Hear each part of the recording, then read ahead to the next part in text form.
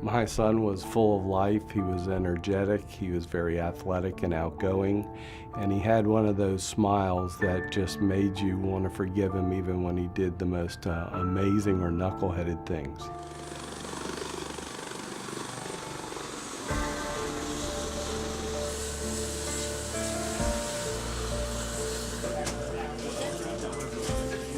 Shock Trauma is the only freestanding trauma hospital in the United States, and it provides care to more trauma victims than anyone else.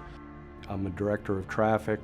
I go out to every fatal crash scene. I see so many senseless deaths and tragedies every day on our roadways, and it's very frustrating. Well, I think that motor vehicle collisions are, to a large extent, preventable. And that's the most frustrating part of taking care of people like that.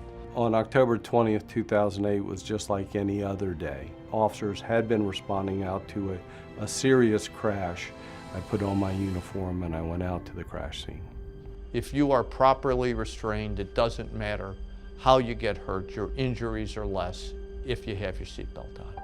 Well, when I got out there, you could see all the fire rescue and police vehicles out. The roadway was blocked. There was a fleet of ambulances out there. A 17-year-old driver who had his driver's license for only 2 weeks had loaded the car with 5 kids. He lost control of the vehicle and it slammed headway into a tree. The backseat passengers, 2 girls and my son Ryan, weren't wearing their seatbelts. All the kids were seriously injured in the crash in different degrees, and my son lost his life. There's a common misconception that the backseat passenger is protected. For some reason, sometimes many people feel they don't need to wear a seatbelt, and they're absolutely wrong. If you're not restrained, you become an object. So you are launched into the dashboard, the windshield, the door, or ejected and launched into space. And so all of that greatly magnifies the effect of the injury. Now, having done this job for over 20 years, we've been to shock trauma, I've been to hospitals hundreds of times. I saw the doctor come out of the elevator, and you could see in the doctor's eyes that he was coordinating what he was going to say prior to saying it. For us, it's the worst part of the job because that didn't have to happen.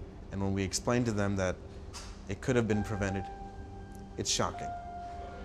I've seen families pass out as they're trying to process what's happened to their loved one. That's the hardest part of what I do. Now, Ryan had the misfortune of being the son of 2 police officers.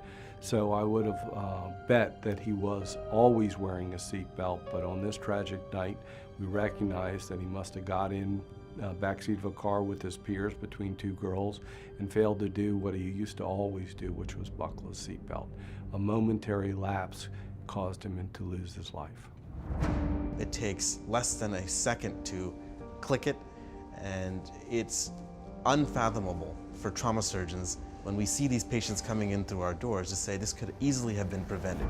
Seatbelts work. They work after you make a mistake, and we know that when they're worn and worn correctly, they will save your life and possibly prevent injury. We are all working towards 0 deaths in Maryland because every life counts.